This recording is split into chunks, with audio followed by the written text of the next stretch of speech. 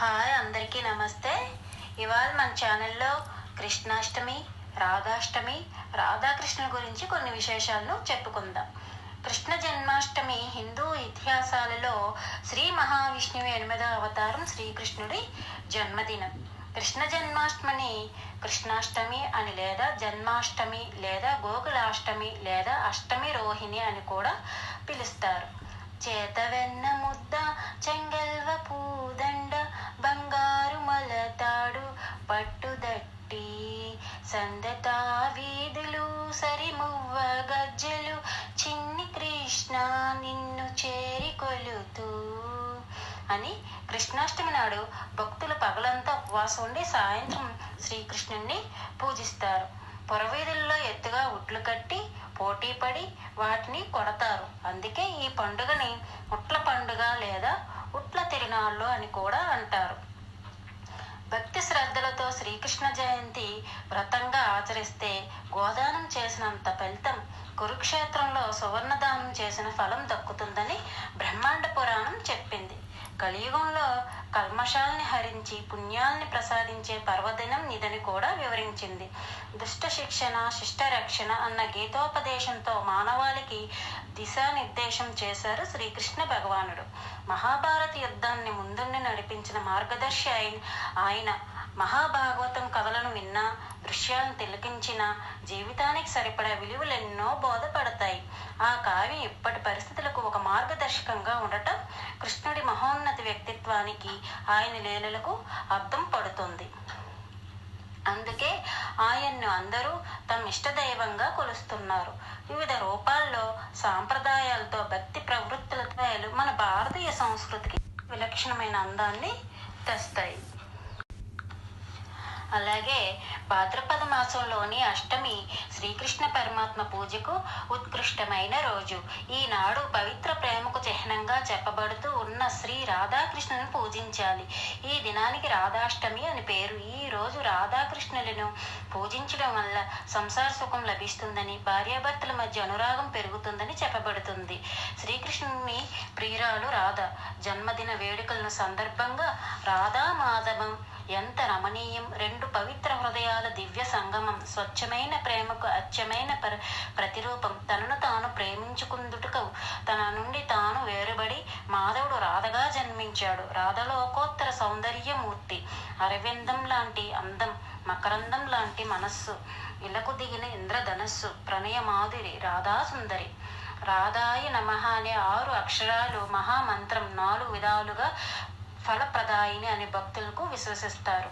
రాధా మంత్రాన్ని శ్రీకృష్ణుడు ఆ దేవి నుంచి రసమండలంలో ఉపదేశ రూపంలో పరిగ్రహించాడని, అదే మంత్రాన్ని గురు పరంపరం నుంచి నారదుడు గ్రహించాడని పద్మపురాణం చెబుతున్నది. శ్రీకృష్ణుని ప్రాణాధారంగా చేసుకున్న రాధ ఆయన వామ పార్శ్వం నుంచి పుట్టిందని చెబుతారు.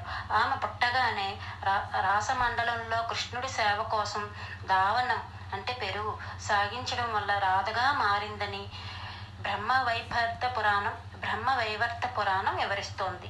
శ్రీకృష్ణుడికు రాధ ప్రాణాధికురాలైన ప్రియురాలు. మహాప్రకాశవంతమైన గోలోక రసమండలంలో రాధాకృష్ణులే ఆది దంపతులు. నాలుక కొన నుంచి పుట్టినది కన్య రాధ. రాధ జన్మ వృత్తాంతం గురించి భిన్న గాథలుగా వ్యాప్తిలో ఉన్నాయి. ఆమె కేదారుడు అనే రాజుకు యజ్ఞకొండలలో పుట్టిన కుమార్తె అని చెబుతారు. పేరు బృంద అని. కృష్ణుణ్ణి భర్తగా పొందాలని కోరి తపం ఆచరిస్తే ఆయన ప్రత్యక్షమయ్యాడని విశ్వసిస్తారు. ద్వాపర యుగంలో రాధ తనను సేవించడం వల్ల ఆ ప్రదేశం బృందావనంగా మారుతుంది వరమిచ్చాడని ఆ గాథ సారాంశం. రాధ పుట్టినరోజు ఈ అరుదైన రోజు కోసం అపూర్వమైన రీతిలో తన గుణగుణాలను దివ్యాభరణాలుగా మార్చి మనోజ్ఞంగా అలంకరించుకొని సరికొత్త శ్యామసుందరుడు అవతరించాడు. అటు రాధా విలాసం, ఇటు మురళీగాన వినోదం, సరస శృంగార చక్రవర్తి కదా. రాధ ఎంతో చమత్కారి కదా. ఈ సంతోష సమయంలో నీకొక వరం ఇవ్వాలనిపిస్తోంది. నీ పుట్టిన రోజున నేను కోరుకున్నా. నా పుట్టిన రోజున నువ్వు కోరుకో కృష్ణ. ఆశ్చర్యచకితుడయ్యాడు శ్రీకృష్ణుడు. కృష్ణుడు తేరుకొని ఓకింత ఆలోచించి ఆమె చమత్కారాన్ని ఆమెకే అప్పగిస్తూ ఇలా అన్నాడు. ఏదైనా నువ్వే నన్ను కోరుకో, ఇదే నా కోరిక రాధిక అన్నట్లు. రాధా, నాకన్నా విలువైనది కోరుకోవాలి సుమా, గలగలా నవ్వింది రాధ. నీకన్నా విలువైనది నేనే గోపాల. ఆశ్చర్యపోయాడు కృష్ణుడు. ఒక్కసారి ఉలిక్కిపడ్డాడు. ఏమంటున్నావు రాధా? నువ్వు నాకంటే విలువైన దానివా? నువ్వు ఎలా? భక్తుడికి భగవంతుడు దాసుడు కాదా? వాసుదేవ, అవును, నువ్వు ప్రేమకు బానిసవు కదా కృష్ణ. నిజం, నువ్వు నా ప్రేమకు బానిసవు కదా ప్రియ. అనుమానం ఎందుకు రాధా? నువ్వు బానిసవు, నేను యజమానురాలిని, నేనే కదా గొప్ప కదా అని అన్నది. ఒప్పుకున్నాను రాణి, మరి నిన్ను నువ్వు ఎలా కోరుకుంటావు? ఎప్పటికీ నువ్వు బానిసగానే ఉండాలి, నేను యజమానురాలుగానే ఉండిపోవాలి, ఇదే నా కోరిక జగన్నాథ. కృష్ణుని హృదయం ద్రవించింది. ఒకరిని బానిసగా మార్చగలిగిన ప్రేమ సామాన్య ప్రేమ కాదు, పరమ పవిత్రమైన ప్రేమ. కన్నయ్య పాదాలకు రాధ నమస్కరించబోయింది. వద్దని రాధను వారించాడు. రాధ పాదాలకు తానే మోకరిల్లాడు కృష్ణుడు. నందనందనుడు సాష్టాంగ ప్రణామం చేశాడు. ఏమిటిది మా మాధవ? రాధా కంఠం గద్గదమాయింది. ఆ ప్రణయమూర్తి మూగదయ్యింది. బానిస యజమానికి నమస్కరించాలి కదా.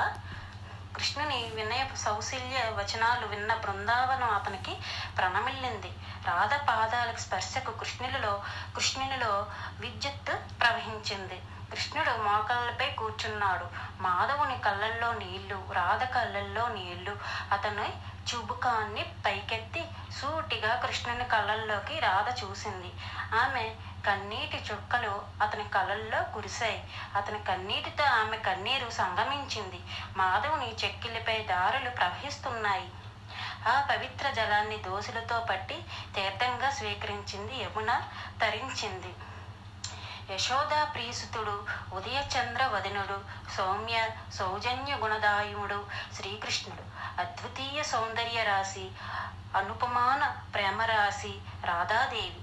అనిర్వచనీయం, వర్ణనాతీతం, అలౌకికం, జగదేక ప్రేమ కావ్యం రాధామాధవ. జై రాధాకృష్ణ. ఇవి మీకు నచ్చినట్టయితే మరికొన్ని విషయాలు తెలుసుకోవాలంటే ఈ ఛానల్ సబ్స్క్రైబ్ చేయండి, లైక్ చేయండి, షేర్ చేయండి. అందరికీ నమస్తే. హరే కృష్ణ హరే కృష్ణ కృష్ణ కృష్ణ హరే హరే. జై రాధాకృష్ణ.